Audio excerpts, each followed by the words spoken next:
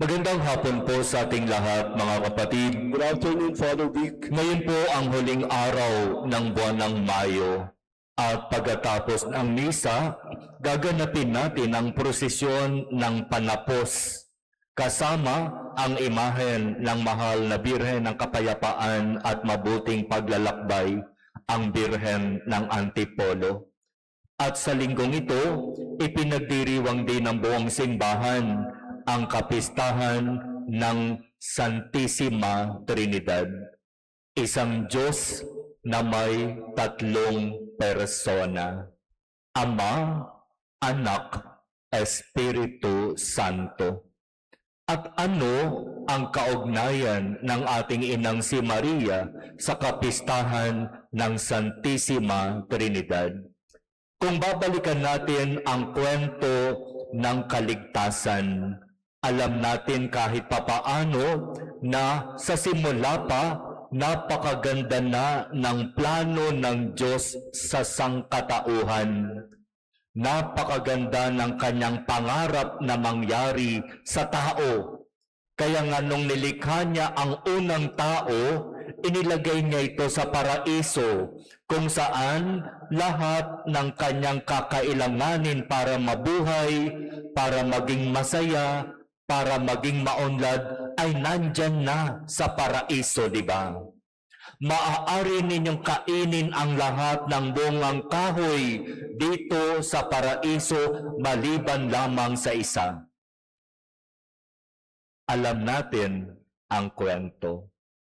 Kung ano ang bawal, siyang ginawa. Kung ano yung sinasabing hindi pwede, siyang sinikap kainin.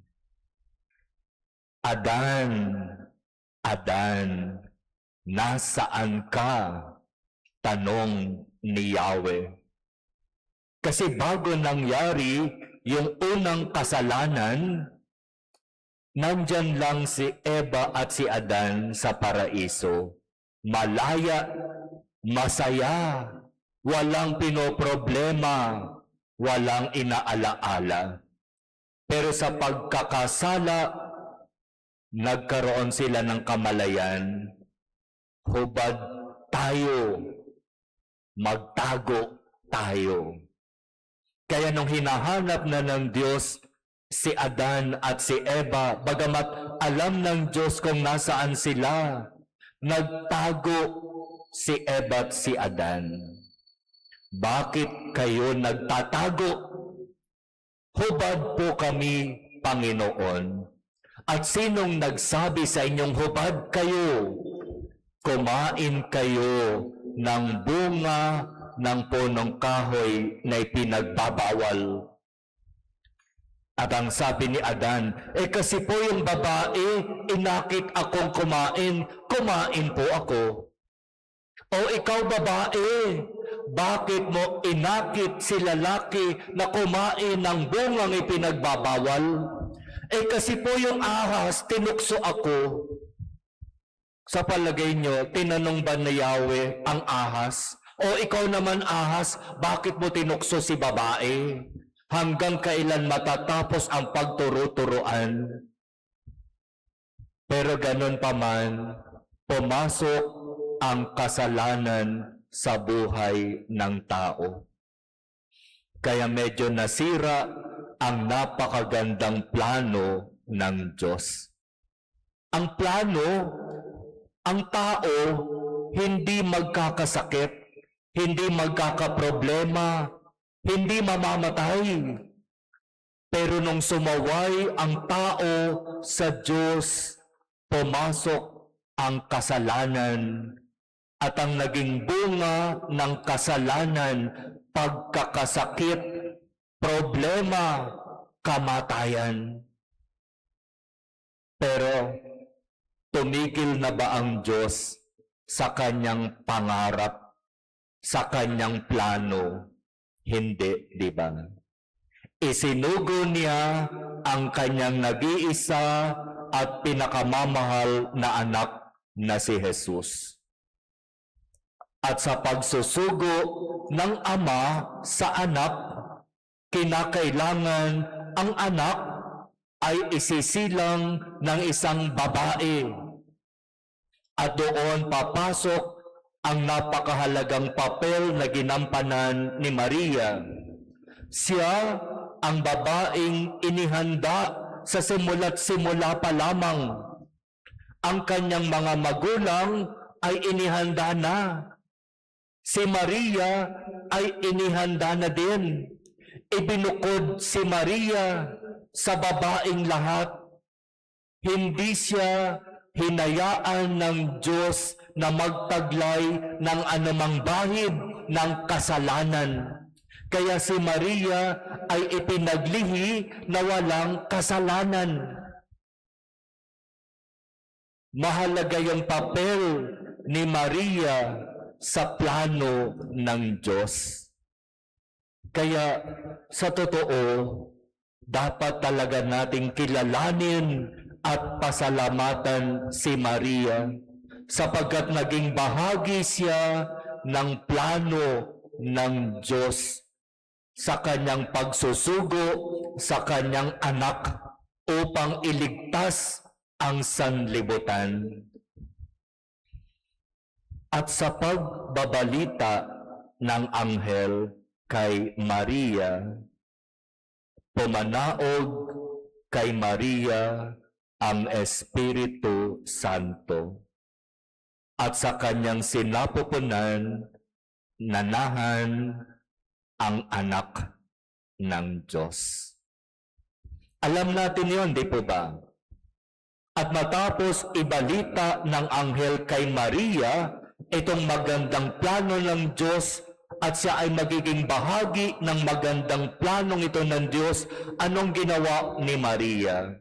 Siya'y dumalaw sa kanyang pinsang si Elizabeth. At ito rin yung kapistahan na ipinagdiriwang natin ngayon. Kapistahan ng pagdalaw ni Maria kay Elizabeth. At sa pagdalaw na yon ni Maria, si Elizabeth napuspos ng Espiritu Santo at nakapagsabi, "Aba, Ginoong Maria, napupuno ka ng grasya. Ang Panginoong Diyos ay sumasa iyo. Nasa sinapupunan mo, nasa tiyan mo ang anak ng Diyos. Pinagpala ka sa babaeng lahat." Sino ako para dalawin ng ina ng aking Panginoon? Sabi ni Elizabeth, di ba? Sapagkat pagkarinig ko sa iyong bati, naggagalaw, naglulukso sa tuwa ang sanggol sa aking tiyan. Sino ba yung sanggol na yan na nasa tiyan ni Elizabeth? Si Juan Bautista.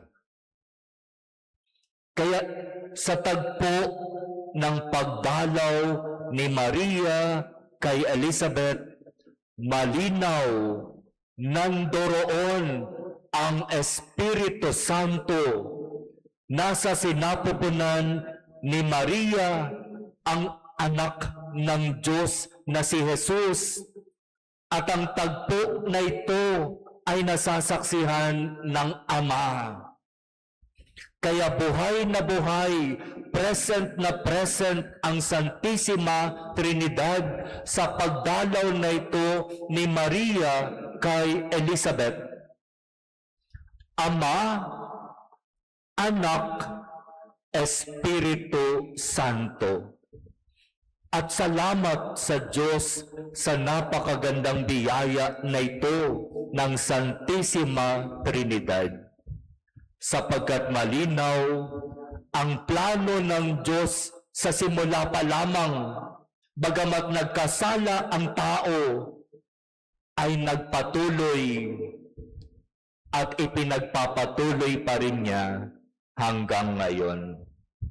Na kahit paulit-ulit na nagkakasala ang tao, hindi nagbabago ang pagmamahal ng Diyos. Hindi kayang baguhin ng kasalanan ng tao ang magandang plano ng Diyos para sa tao. At iyan ang magandang balita. Iyan yung ilagay natin sa ating isip. Ano man ang mangyari, hindi magbabago ang pag-ibig ng Diyos sa tao. Maaaring ang pag-ibig mo ang magbago. Maaaring ikaw ang tumalikod o lumayo o tumakas o umalis. Pero tandaan mo, ang Diyos kailanman hindi magbabago. Sapagkat siya ay Diyos ng pag-ibig at kailanman hindi maaapektuhan ng kasalanan ang pag-ibig na yan ng Diyos sa tao.